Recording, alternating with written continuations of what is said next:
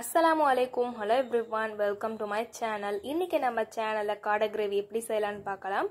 அதுக்கு ஒரு குக்கர்ல ஒரு 3 டீஸ்பூன் எண்ணெய் சேர்த்துட்டு 2 பிரிஞ்சி இலை, 1 டீஸ்பூன் ஜீரகம், 1 டீஸ்பூன் பெரிய ஜீரகம் சேர்த்துட்டு அது கூடவே ஒரு 2 பட்டை, ஒரு 4 கிராம்பு, 2 ஏலக்காய் சேர்த்திருக்கேன். அதுக்கு அப்புறமா ஒரு கொத்து கருவேப்பிலையும் சேர்த்துக்கிறேன்.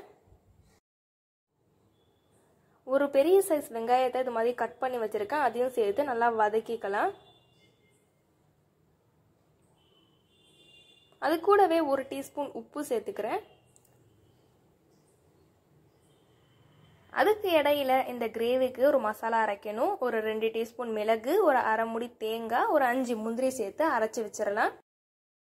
வெங்காயம் நல்லா வதங்கிட்டதுக்கு அப்புறமா ஒரு 2 தக்காளி இது மாதிரி குட்டி குட்டியா கட் பண்ணி வச்சிருக்கேன். அதையும் சேர்த்துக்கிறேன்.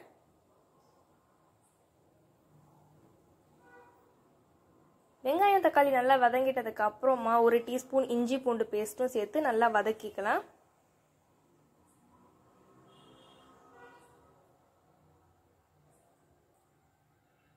இது கூடவே ஒரு அரை டீஸ்பூன் மிளகாய் தூள், ஒரு 2 டீஸ்பூன் மல்லித்தூள் சேர்த்துக்கலாம்.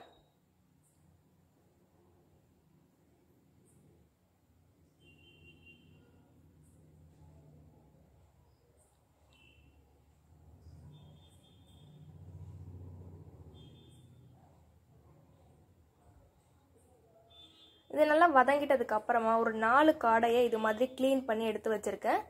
இது கூட சேர்த்து இது நல்லா வதக்கிக்கலாம்.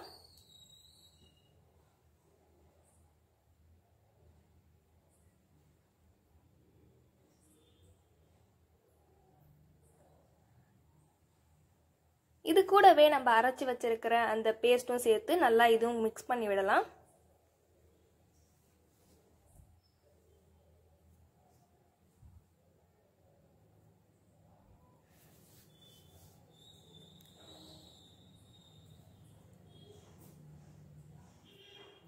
இது கூட ஒரு அரை டீஸ்பூன் மஞ்சத்தூள் சேர்த்துக்கிறேன். சேர்த்துட்டு இதோட மூடி போட்டு மூடி ஒரு 2 விசில் விட்டுறலாம்.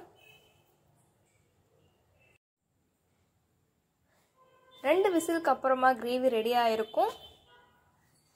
இந்த ரெசிபி உங்களுக்கு பிடிச்சிருந்தா மறக்காம சேனலை சப்ஸ்கிரைப் பண்ணிக்கோங்க. தேங்க்யூ.